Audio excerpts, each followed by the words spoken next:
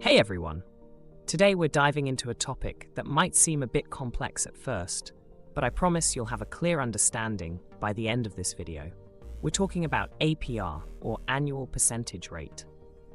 If you've ever owned a credit card or considered getting one, you've definitely encountered this term. Understanding APR is crucial, so let's break it down. APR is essentially the price you pay for borrowing money. When you use a credit card, you're borrowing from the credit card company, and they charge you interest for this service.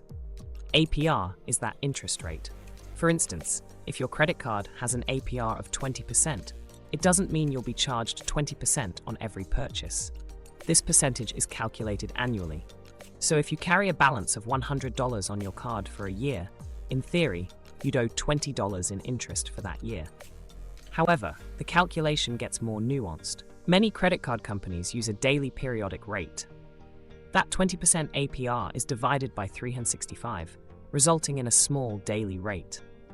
This rate is applied every single day, leading to what's known as compounded interest. Compounded interest means you're charged interest on the interest already accrued. For example, if you owe $100, and with the daily rate you might owe 105 cents the next day. The following day, interest is calculated on the new balance, including that extra 5 cents. Over time, especially with larger balances, this compounding effect can significantly increase the amount you owe. Now, what if you pay off your full balance each month? If you do, you won't be charged any interest on your purchases. This is why it's incredibly beneficial to pay your balance in full. It saves you money and helps build a good credit score. You might also come across terms like introductory APR or balance transfer APR. These are just variations of how APR can be applied.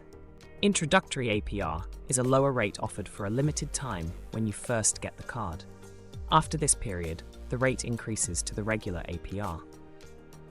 Balance transfer APR applies when you transfer the balance from one card to another and might differ from your card's purchase APR.